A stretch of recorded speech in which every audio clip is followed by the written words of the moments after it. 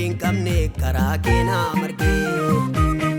gaarummaa keen argee mabbummaa keen argee jireenya abdiin qabne karaa keenaa margee hafuurri kee na boqochiisee na lalisiisee sittan gammada garaan na ciisee hafuurri kee na boqochiisee na lalisiisee sittan gammada garaan na ciisee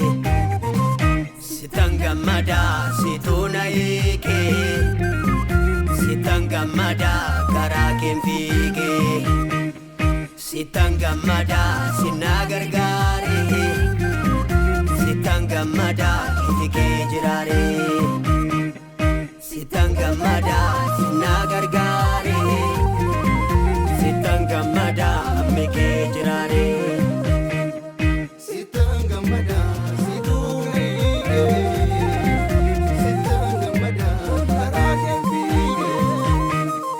sittan gammada sinna gargaaree sittan gammada itti kee jiraaree.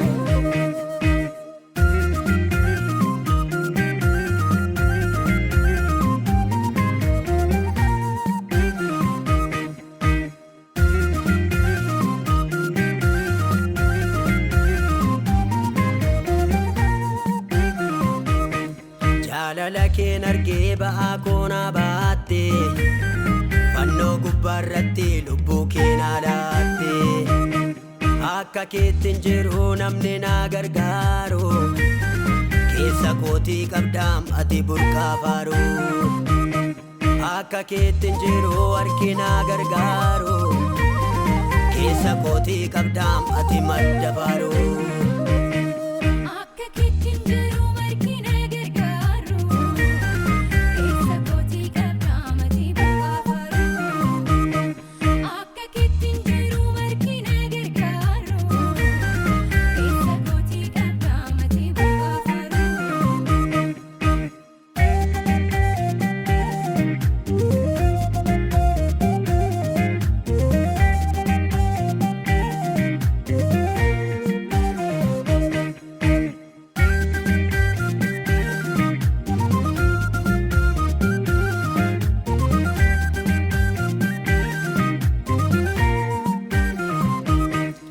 hafuura keetii kan naa guddisee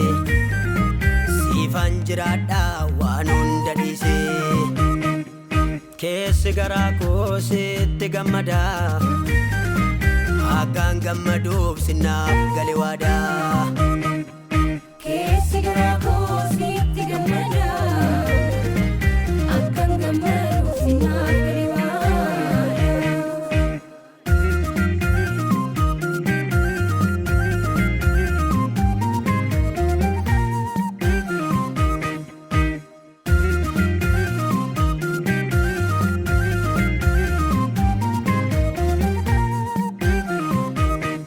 jaalala koof jettee bakka koonaa boote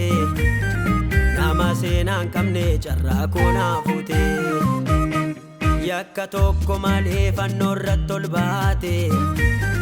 kan du'a oolchuudhaaf lubbuu keenaa laatte